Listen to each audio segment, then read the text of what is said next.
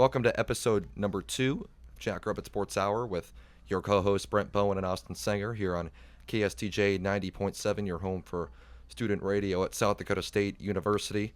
Another exciting show for you today. We'll talk about last week in South Dakota State athletics. It was a great one. Football, a dominant win at Northern Iowa. Volleyball opened up First Bank and Trust Arena with a win. And soccer, a couple of 1-0 wins to stay perfect in Summit League play. Then this week in SDSU athletics, we have football is at home for Hobo Days against Youngstown State. Volleyball has 2 home games this week. On Thursday night, they play against Omaha and then University of North Dakota on Saturday. And soccer is back at home hosting USD Friday night for the Interstate Series. We'll also have a conversation with Annalee Ventling-Brown of the South Dakota State volleyball team, the lone senior on the Jackrabbit roster that has been with the program all 4 years. She's been through thick and thin with this program. You won't want to miss that. Then we'll have all your national sports coverage. It's MLB postseason. It's been an electric one so far. What a wild week it was in college football in the FBS and the FCS last week, so we'll hit you with some national sports. That's all coming up throughout the next hour here on KSTJ 90.7. Going to take a look at last week in South Dakota State athletics, and Jackrabbit sports are rolling right now. Starting with football, obviously the back-to-back FCS national champions, and they're off to a 4-1 start this season, dominating at Northern Iowa 41-3. The Jacks controlling the game from start to finish. Really did a great job of taking the crowd out of that game at the Unidome in Cedar Falls. Always a rowdy little environment that they've got going there. Obviously, it was one of the best environments in the FCS years ago. Has still been solid through the past few years, but they were making no noise there in Cedar Falls on Saturday. Like you said, Brent, the SDSU was dominant during the Northern Iowa game, but let's talk about their defense. They had 3 turnovers, 1 fumble, and 2 picks just in the first half, and they also had that blocked punt for a touchdown. Then Mark Gronowski on the offense looked very sharp as well. Gronowski over 200 yards passing and 3 passing touchdowns, and what was key for the offense, no turnovers, which had really been kind of an Achilles heel for the Jacks for the first 4 games in non-conference. Obviously, South Dakota State still going 3-1 through those games, but there were a lot of concerns in social media about the offense, but I think those questions were answered in the Missouri Valley Football Conference opener. And South Dakota State volleyball, what a way they kicked off their home conference slate last Thursday, sweeping Kansas City, an attendance of 2,853 for the opener at First Bank and Trust Arena. Austin, you were there shooting the game. It was a heck of an atmosphere. Yeah, I thought it was a perfect way to introduce the new arena, and the atmosphere was incredible. One of my favorite atmospheres to be working at. Just from the volleyball introduction, seeing all the new lights, everybody was saying ooh to the lights, and everybody started clapping for the introduction video, and it was just an amazing atmosphere all night. Obviously, sweeping your opponent helps that cause as well. The Jacks now 14-0 this season, one of 2 unbeaten teams in Division I. The only other unbeaten team is Pitt out of the ACC, who is the number 1 team in the country. We'll get more to Jackrabbit volleyball next week, or in our next segment, rather, talking about this week where the Jackrabbit volleyball team is a pair of home games. But the Jacks up to 35 in the RPI rankings in all of Division I. So special season is in the makings for Dan Georgalis and the South Dakota State volleyball program, looking to chase a Summit League title. South Dakota State soccer, a pair of 1-0 wins last week. They scored a goal in the first minute Thursday and the 82nd minute Sunday. It was Caitlin Bolke scoring in the first minute for South Dakota State. 40 seconds in, it was the 3rd fastest goal in school history. Then on Sunday, took a little longer, but the Jacks still the same result, a 1-0 win at St. Thomas in a game that was actually pretty back and forth, more back and forth than a lot of people thought, but South Dakota State finding a way to win yet another Summit League contest. It was Adrian Agbayani in the 82nd minute to give South Dakota State the 1-0 win. Jacks also reached the 10-win mark on Sunday. It's the 12th consecutive year the program has won at least 10 matches, consistently one of the best mid-major programs in the country that Brock Thompson has built, the 8th-year veteran head coach of South Dakota State. South Dakota State, 6 wins in a row, 9-0-1 in their last 10, looking to keep things rolling into this week. South Dakota State cross country, both teams competed in the SDSU Classic at Edgeburg Golf Course in Brookings last Friday. The men finished first out of 5 teams. Carson Necker once again pacing South Dakota State He set a new course record, beating his own record that he set at the Summit League Championships a season ago.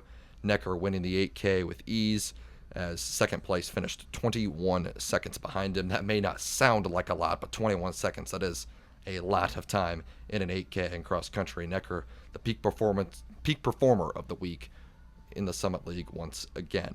Speaking of Carson Necker, you'll hear from him on the show next week. Then the women's cross country team finished second out of 5 teams. Megan Ford leading the way for the women, placing 4th overall individually. The Summit League Cross Country Championship for the men and the women is just a few weeks away, set for Saturday, November 2nd in Vermilion. Men's golf competed in California this week. Bryson Mercier fired a career best with the consecutive rounds in the 60s on Monday. And Equestrian lost both matches at home last weekend, 11-6 to Fresno State and 15-5 to UT Martin. Busy week across South Dakota State athletics, and as we get through the next few weeks, basketball season's going to be starting up.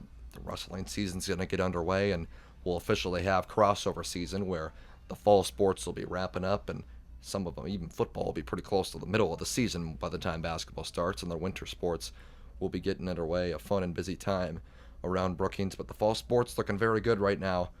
Volleyball, of course, still undefeated. Football, the number 1 team in the FCS, still at 4-1, and soccer is looking like they're poised for another Summit League title and a trip to the NCAA College Cup. Cross country has likely the best runner in the Summit League in Carson Necker, the sophomore out of Nebraska, who continues to do great things. And then golf wrapping up their fall season as well.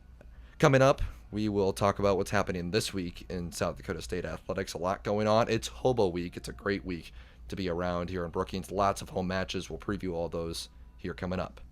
Back for more of the Jackrabbit Sports Hour here on KSDJ 90.7, your home for South Dakota State Student Radio. Brent Bowen with Austin Senger and Austin. It's a busy day around South Dakota State athletics this week. It sure is busy. Football is at home for Hobo Day. It's their first game in a month. They will host Youngstown State at 2. Brent, what will the Jacks have to do to win this game? Just a little clarification there. First home game in a month. The Jacks have had a couple of road games through the past couple of weeks, including a bye week in there.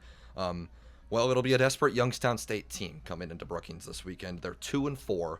They've had a bad loss at home against Duquesne this season. They got blown out at Pitt a week later, lost by 60 points. Then they're 1-1 to start league play. A 7-point loss at Missouri State, and then a narrow win over lowly Indiana State. So this is a desperate Youngstown State team coming into today. They've got a tough schedule coming up the rest of the year. They still have South Dakota and North Dakota on their schedule. It's a Youngstown State team that needs just any win that they can get, including a signature win, and a win against the number 1 team in the country would do just that. But for South Dakota State, you're just looking to take care of business on your home field. You're much better than this Youngstown State team. A season ago, the Jacks blowing them out 34-0 in Youngstown. Obviously, this is a very different South Dakota State team than they were a season ago. We know how good they were last year, but this is also a different Youngstown State team. They're just all out of sorts on all 3 phases right now. Really just trying to figure things out still halfway through the season. But South Dakota State at 4-1, Youngstown State at 2-4. The Jacks clearly the better team on paper, so now you go out there and prove it in front of your home crowd. But if you're South Dakota State, you're also just not looking to, you don't want to look ahead the next couple of weeks. You've got a couple of huge rivalry games coming up the next couple of weeks. The 19th at North Dakota State, and what's going to likely be a top 2 matchup, given that the Jacks don't lose at home to unranked Youngstown, and the Bison don't lose at unranked Southern Illinois. But you're going to assume that's going to be a top 2 matchup in Fargo next week on national TV in primetime. Then the week after, the Coyotes come to town.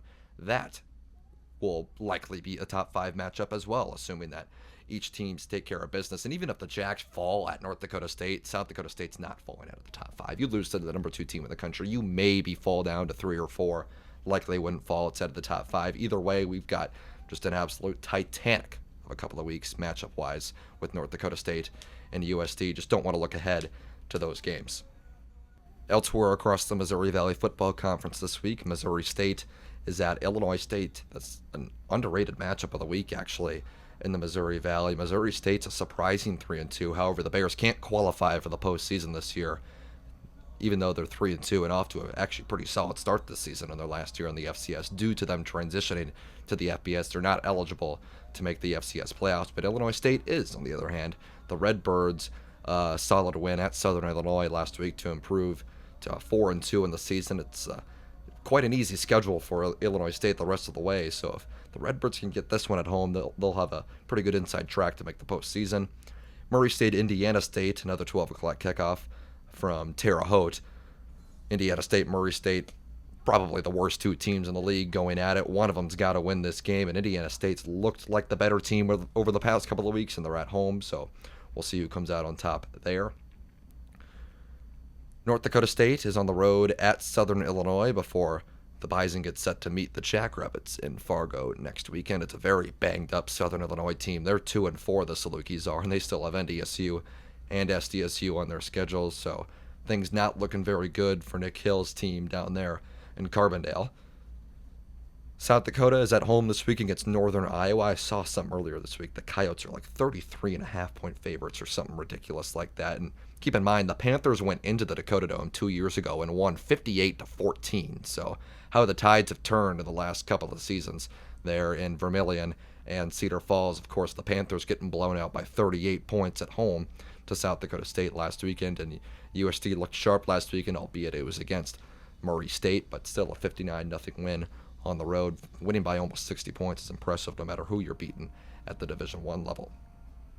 That's the other matchups in the Missouri Valley Football Conference, Austin. Then we have 2 games for volleyball this week at First Bank and Trust Arena.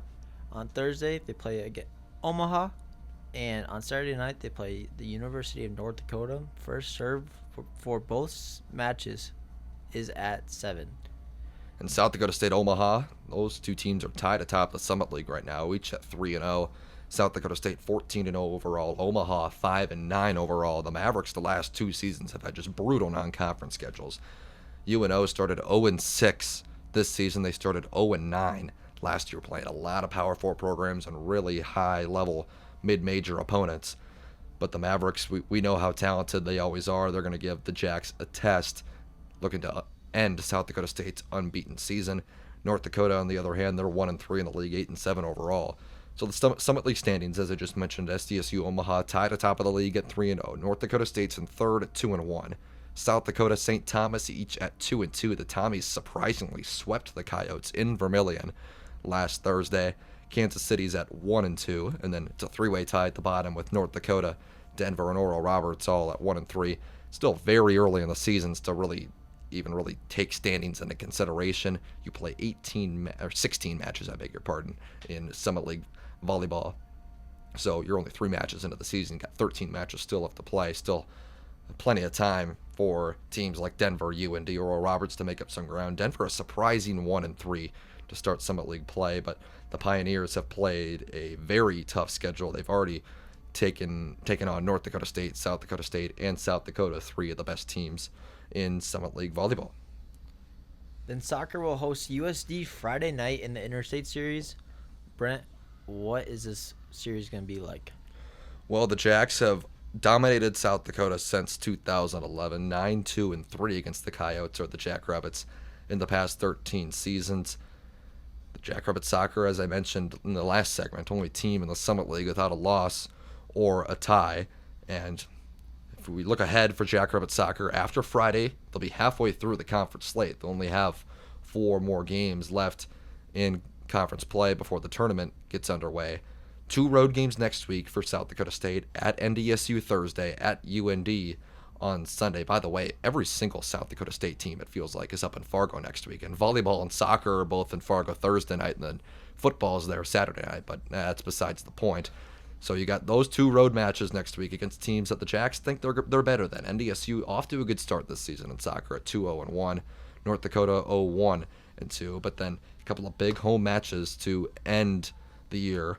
Host Denver Thursday night, a Pioneer team that's tied for 4th place in the league right now. But you got to imagine this Denver team's going to start picking up some wins and close that gap in the standings. And then Oral Roberts, a team who's tied with North Dakota State for 2nd place at 2-0-1. They beat Denver. Oral Roberts off to a good start this season in conference. So a couple of big matchups to end the season at home for South Dakota State soccer. And the Jacks In first place at 3-0 as we look through the Summit League standings here in 2024. Oral Roberts, North Dakota State, a tie for second at 2-0-1. Omaha, Denver, South Dakota, all 1-1-1, tied for fourth place. And then in seventh place, it's North Dakota at 0-1-2.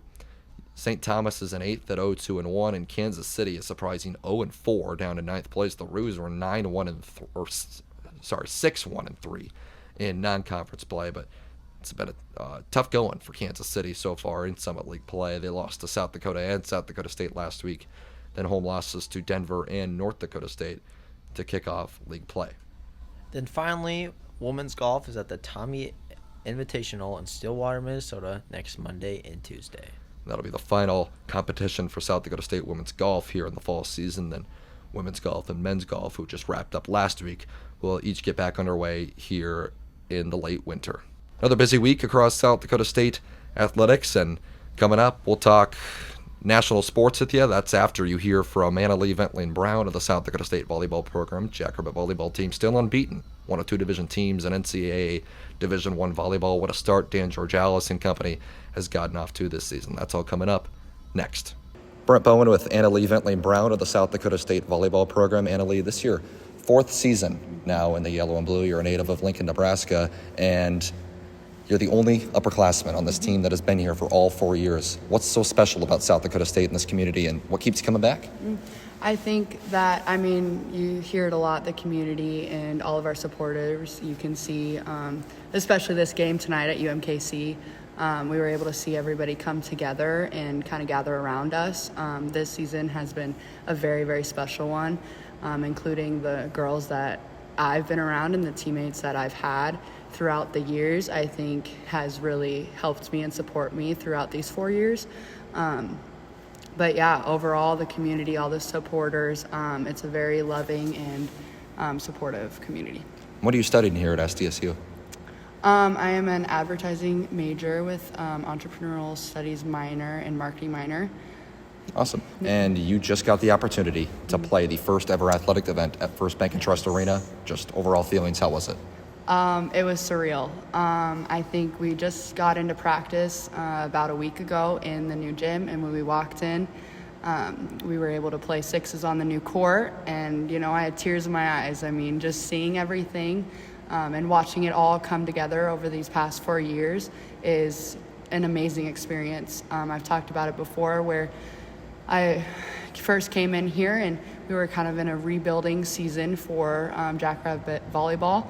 And so being able to just see everything over the past 4 years, rebuilding, and then also rebuilding the new Frost Arena, it has been just, I have no words. It's been an amazing experience. And having a great crowd come at our game against UMKC, that really shows the support and everything that we have from everybody surrounding us. Over 2,800 fans in attendance for the first ever athletic event at First Bank and Trust Arena, shattering the all-time record, which is just over 1,500 against South Dakota a couple of years ago. How did you guys feed off that energy from the fans? Coming into it, we kind of knew that we had certain sections sold out and that there was going to be a huge crowd, and so I think we really kind of built on that and really focused on a tunnel vision of getting the job done tonight and focus on what we came here to do, and then having this crowd support us afterwards and throughout the game. I think it was a great high energy and competitive game. Next week, you guys have a couple of more home matches here at First Bank and Trust Arena. How excited are you to get back out on the floor? We're all extremely excited. Being able to have 2 weeks at home, it's been able to get us focused on the jobs at hand that we need to do and we need to get done. And we're excited to be back for next week at Hobo Days, and hopefully we'll get a good crowd going to those games as well, and just being able to continue on with our undefeated record at home. Speaking of the undefeated record, you guys now 14-0 at this point of the season. You just get that feeling that this thing isn't a fluke anymore. We're doing this, we're chasing for a league title. How are you guys 14-0? How have you guys been able to sustain this? What's been clicking for you guys? I think overall this is the best year that we've been able to click as a team on the court, but then also off the court as well. And I think you can really see that all of us are passionate about what we do. And, each day we just focus on one thing at a time, and then it kind of builds from there. But overall, we've really built a family here this season, and all of us girls, the coaches, all of us has come together and focused on certain goals that we want to accomplish this season. And I think just the undefeated record and everything kind of shows what we've worked towards. All right, let's switch gears a little bit here. Let's get to know Annalee Ventling-Brown. What's been your favorite lifetime memory on the volleyball floor? And hey, that one might be towards the top of your list. I know, that's what I'm saying, yep. I think definitely, oh gosh. Well, actually this whole year there's been a lot of lifetime memories so far. The Brazil trip, I think that's definitely the top of the list. Just being able to have those extra 10 days with a lot of the new girls that were on the team, and then being able to build those relationships and have an amazing experience that you really only get once in your 4 years college experience maybe. And so being able to go to Brazil, spend time with the team, and also play the under 19 Brazilian national team, I think that's really helped us as well. And just that whole trip, that whole experience has definitely been the highlight of my 4 years here. Speaking of that Brazil trip, what was your favorite moment from that trip? Favorite moments, I'd say it was towards the end. So we had gone to Saquarema for playing the under national 19s team. And then afterwards we had a boat day. And I think that was kind of just the whole wrap up of the trip. And we were all just able to bond a lot. We all had a lot of fun. Just right after we had played and beaten the under 19 team too. And so I think that was definitely my favorite part. All right, last thing I got for you here. Who is your biggest role model growing up and why? Biggest role model. Okay, so Nebraska volleyball, I've grown up watching them play. A lot of the older players that are now graduated there, they would definitely helped me with my love of volleyball. But then my cousin Casey Patterson, he's retired now. He was a professional volleyball player, and he had gone to the Rio, I think 2016 Olympics. And so I was about 13, and that's when I was able to watch him and watch what he did, and so watch his energy and how he played, and just really see the passion that he had for the sport. And I think he's definitely someone that I've looked up to, and I've kind of fallen in his shoes a little bit, and seen like what he does and try to implement that into what I'm doing. That's Annalee Ventling-Brown of the South Dakota State volleyball team. Austin and I will have national sports next. Back for more of the Jackrabbit Sports Hour here on KSTJ 90.7, your home for South Dakota State student radio. Brent, Bowen with us and Senger, looking at some national sports this week from around the country. It's October. It is, in my opinion, the best sports month on the calendar. You've got MLB postseason. You're right in the thick of college football. You're in the middle of the NFL season as well. NBA's ramping up. There's a lot going on right now. And NFL Week 5, our team, the Minnesota Vikings, looking good still. They looked a little bit suspect in this game against the Jets. Sam Darnold did not play his best game of the year. Had 179 yards, 0 touchdowns, and 1 pick. But after the second half, when the Vikings lost Aaron Jones, I felt the team was kind of a little bit falling apart on the offensive side.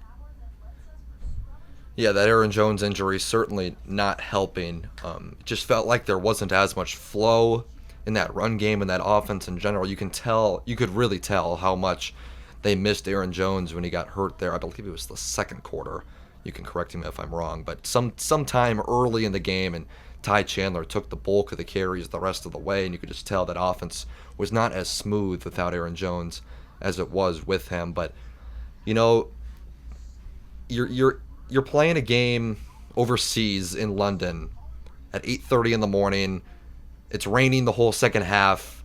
against one of the best defenses in the NFL, and you find a way to win the game. It wasn't necessarily pretty, as you mentioned, looking a little suspect. But, I mean, those are games that just good teams find a way to win, and that maybe the Vikings of old would have lost a game like that, but the Vikings of new, hopefully, find a way to win a game like that. And you look at the Chiefs, the other undefeated team in the NFL. Look at all these games they've won ugly this season. So it really doesn't concern me quite yet that the Vikings didn't look great on Sunday. We'll certainly see how they are out of the bye. They've got a big divisional game against the Lions coming out of a bye week. You'd hope the team looks prepared and ready to go for the next game. Yeah, I think one of the things that's helping the Vikings win these games is their defense. The Brian Flores defense is working against some of the best offenses in the league.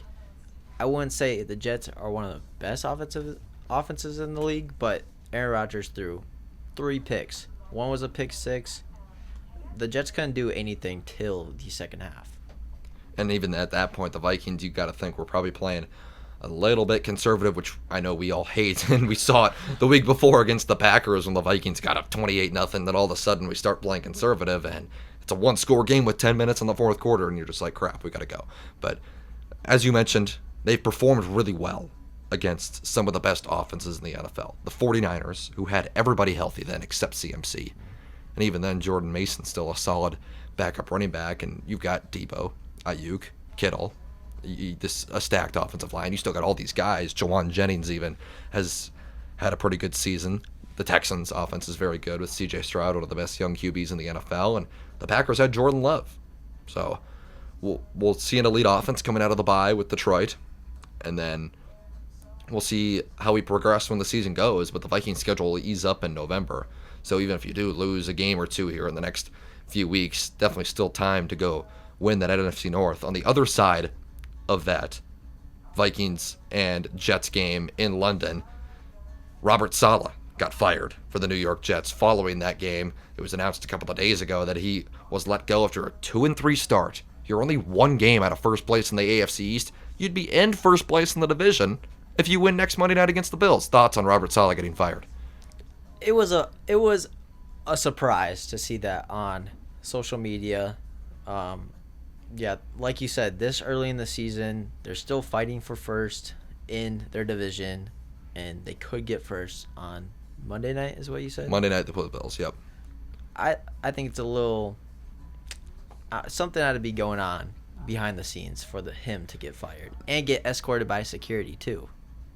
Yep, not even allowed to speak to his team after he got fired. Yeah, I think that's the thing. We may not ever know the full story, but I mean, there's reports that Saleh wanted Nathaniel Hackett fired, the offensive coordinator for the Jets, and there's a possibility he always just lost the locker room as well. But how I look at it, I mean, he's a defensive-minded head coach, and the defense has not been the problem for the Jets. They've been the best defense in the league the past few seasons. That Robert Saleh really has had control of that defense. This, I believe, is his 4th season as the head coach, or what he was in his 4th season as the head coach of the Jets. But the defense has been among the elite in the NFL the last couple of seasons. Robert Saleh's not a guy that's going to turn around an offense, and that's why you bring in a guy like Nathaniel Hackett that's worked with Rodgers enough. And so far this season, the offense really hasn't performed. I mean, they lost to the Broncos 10-9 last week. That's not on the defense. That's on the offense. Like you said, with Robert being a defensive-minded coach, you would think they would want to focus on the offensive side. But they put their defensive coordinator coach as the intern head coach. Yep, good point. So just a lot of fishy things going on there in New York right now. I know there's been a lot of blame thrown on their ownership as well. We'll see how this season goes for the Jets, but I have a funny feeling that it's not going to end very well for New York, who has not made the playoffs since 2010. It's the longest active streak in the NFL. Elsewhere around the NFL, the Chiefs remaining undefeated. They did not play their best ball. Still have not played their best ball this season, but they keep finding ways to win with Patrick Mahomes there at quarterback. And the Texans, they won a heavyweight battle with Buffalo on a walk-off field goal. Some strange clock management at the end of the game there for the Bills. They lose and fall to 3-2. Just an exciting week around the NFL, Austin. Everyone in the NFC North is above 500. The last place team is 3-2. You got any thoughts about where the NFL stands as a whole? I think it's a great year for NFL fans. There's a lot of upsets. There's a lot of teams that nobody thought would be doing as well as they are this year. And it's just an exciting season.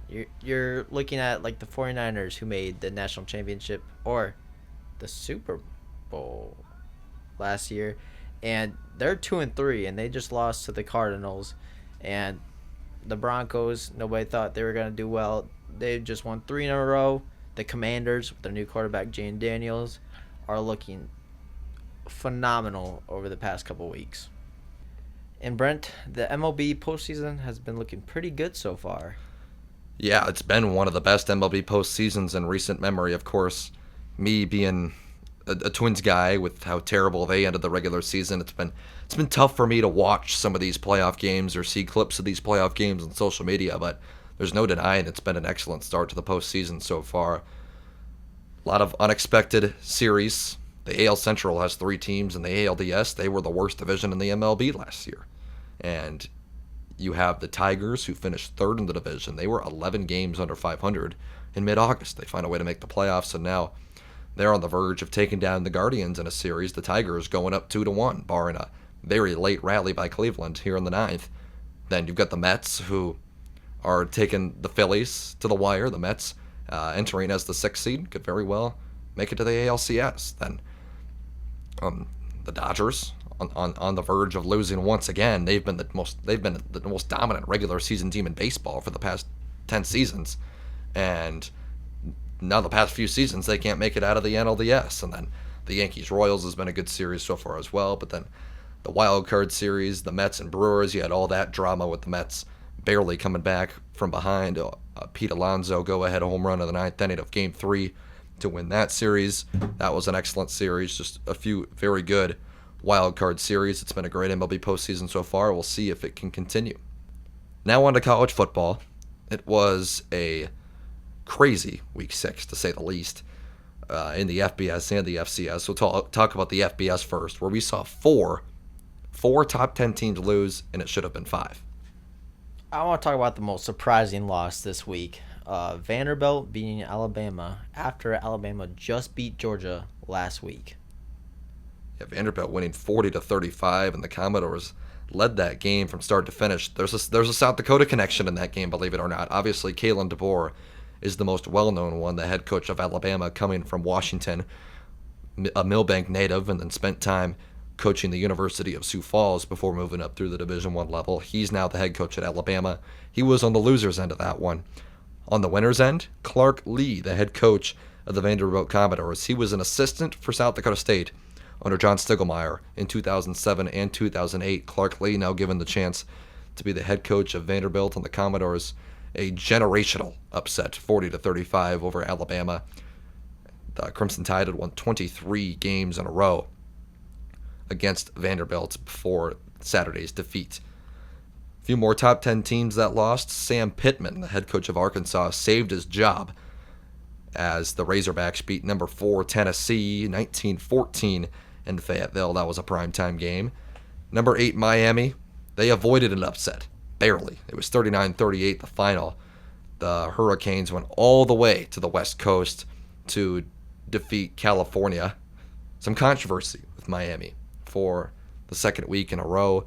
Last week against Virginia Tech, they had that Hail Mary in the back of the end zone that was originally called a touchdown on the field. And despite a lot of people thinking there wasn't enough video evidence to overturn the call, the call was overturned and Miami escaped at home with a win over the Hokies. And now this week, California had the ball trying to pick up a first down to run out the clock, and the quarterback for California appeared to have did take a hit, and it appeared to be an obvious case of targeting. And somehow a targeting was not called after review, even though it seemed pretty clear and evident that there should have been targeting. Miami gets the football back after Cal punts, and the Hurricanes drive the length of the field to win by 1 point. So Miami, for the second week in a row, barely escapes with some controversy. Number 9, Missouri, another top 10 team to lose. They got blown out at Texas A&M. The Aggies just jumped out from the start and did not let up, as the Aggies, a 31-point home win in College Station over the Missouri Tigers. Number 10, Michigan lost in the national championship rematch to Washington, 27-17. Michigan won the national championship over Washington last season, but the Huskies getting the better end of the Wolverines this time around. Number 11, USC. They fell at Minnesota, so 4 top 10 teams lost, but 5 top 11 teams lost as the Trojans lost at Minnesota. USC now 1-2 in Big Ten play. Last thing I want to touch on here in the FBS in college football is Ashton Jeanty, the junior running back for Boise State. I don't think he's human. 1,031 yards rushing, 16 rushing touchdowns in 5 games, and we've just never seen anything like that. Yeah, like you said, Brent, it's just non-human to be doing this.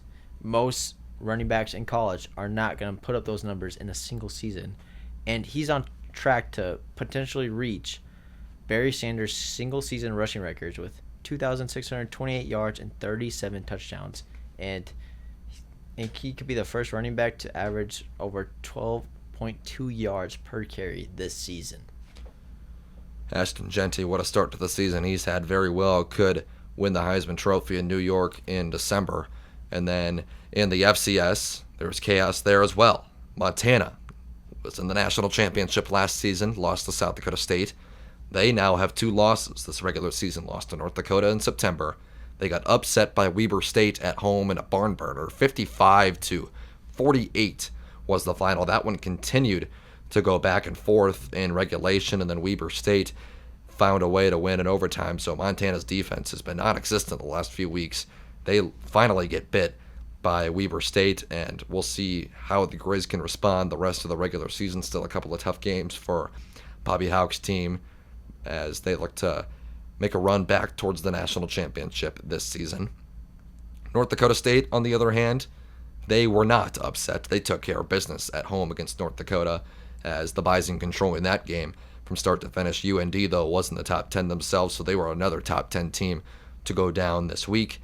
Central Arkansas, who was number 5 in the polls, they got upset by 16th ranked Abilene Christian on the road.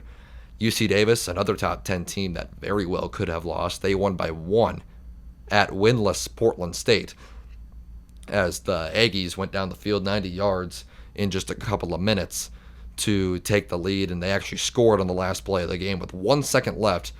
The Aggies scored about an 8-yard touchdown at the front right pylon. Receiver barely got in, and Davis now is number 6 in the polls after that win, but they narrowly escaped. So 3 top 10 teams lost this week in the FCS, and it should have been 4. Coming up, we'll have a few games to watch for you this week, and then we'll wrap things up for episode 2 of the Jackrabbit Sports Hour. That's all coming up next. Back one last time here for the Jackrabbit Sports Hour on KSDJ 90.7, your home for student radio at South Dakota State University, as Brent, Bowen, and Austin Senger giving you some matchups to watch this week at the national sports stage. And starting out with the NFL, Austin. Yep, this Thursday night, it's going to be the 49ers versus the Seahawks for first place in the NFC West. Yeah, certainly a lot on the line there between those two teams. The Niners off to a bit of a slow start this season at 2-3, including a shocking loss to the Cardinals 24-23 at home last week. But despite that, they still have an opportunity to go on the road and take back first place against the Seahawks team that's been struggling the last couple of weeks as well. Losing at Detroit on Monday night a couple weeks ago, and then losing to the Giants at home this past week. Not a great loss for Seattle, looking to bounce back and hold on to first place in their division. And then a very intriguing matchup, maybe the best of the week on Sunday, Austin, Commanders-Ravens. Yeah, it's going to be a very good game between these two teams. Both teams are starting to click. The Commanders with their franchise quarterback, Jane Daniels, who might win Rookie of the Year this year, is just playing amazing ball, and he's doing amazing things. And then the Ravens, who their offense is starting to click with their new running back, Derrick Henry, of course, Lamar Jackson. Their offense is becoming a very scary thing to watch. And then we got the Bucs versus Saints this week for the NFC South. Yeah, the Saints lost 3 games in a row. They seem to have tricked everybody through the first couple of weeks of the season, including that blowout win at Dallas in Week 2. Derek Carr goes down on Monday Night Football. It was just announced Spencer Rattler is going to be the starting quarterback this week for New Orleans. The young kid out of South Carolina who started his career at Oklahoma and was a number one recruit at a high school before transferring to South Carolina, was drafted in the late rounds. He'll start for the Saints this week in place of Derek Carr. The Buccaneers, they evacuated to New Orleans early this week to get away from Hurricane Milton. Just an awful situation that's happening there in the Tampa area, as well as the entire Gulf of Mexico coast of Florida and into Central Florida. So certainly hope for the best. Everybody down there. The Bucs evacuate early. They get to New Orleans and they'll play the Saints this upcoming Sunday in a big NFC South rivalry game, and then another big one in the NFC, Lions and Cowboys. Yep, with the Lions being a very well-rounded team this year, of course, their offense is just amazing with Jared Goff, their two running backs, Jahmyr Gibbs, David Montgomery, a powerhouse of an offense, going against this Cowboys, who did just lose Micah Parsons on their defense. It's going to be a good one to watch and see how well the Cowboys can play against a team like the Lions. The Cowboys, an encouraging win on Sunday night at Pittsburgh to get back into the win column, as the Cowboys looking upwards towards the Commanders, who currently sit at first place in the NFC East. Last season, Dallas won the NFC East, but I think it's the past 20 years or so, there's been a new winner in the NFC East every single season, so history shows that the Cowboys, it's not going to be their season, and Phillies look suspect this year, so maybe it's the Commanders here to go out there and shine, and still have several more games to watch out for this week. Really, Bills-Jets on Monday night is the last game. First, I'm going to talk about the Sunday night game we've got this week, the Bengals and the Giants.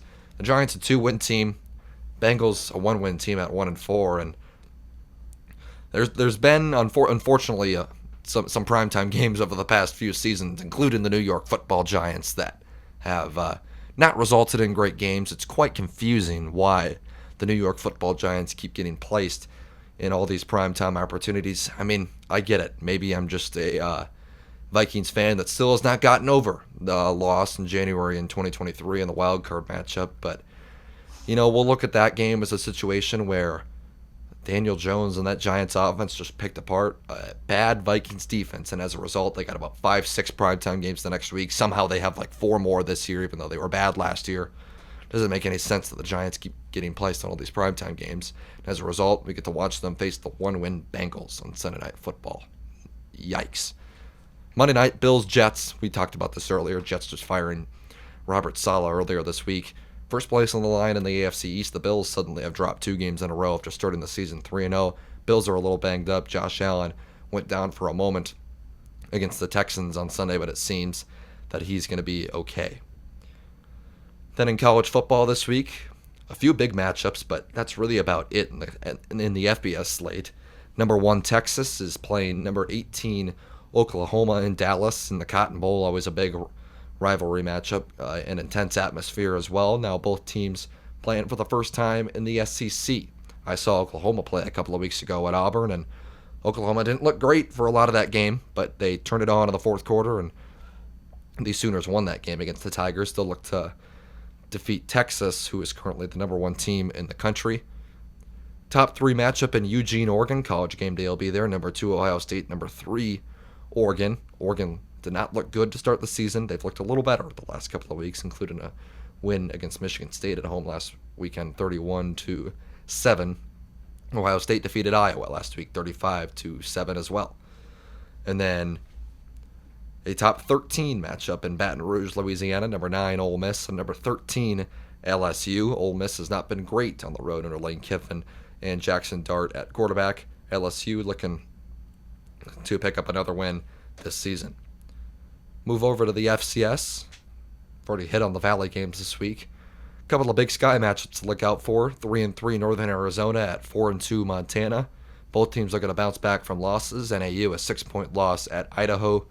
Then Montana got upset at home by Weber State, 55-48 this past week. Then the game of the week in the FCS is in Bozeman, Montana. 4-2 Idaho is on the road after defeating Northern Arizona. They've been on the road a lot this season, and they're on the road in Bozeman against 6-0 Montana State, who's been awfully impressive this season with an FBS win. The Bobcats are number 3 in the FCS polls. Another exciting week in the sports world as we enter mid-October here, as a lot of big matchups across the week in the sports world. NFL season's right in the middle of things, college football as well. MLB postseason has been very electric this season, and basketball season's right around the corner. NBA starts here in just a couple of weeks, and then college basketball will be here a couple of weeks after that.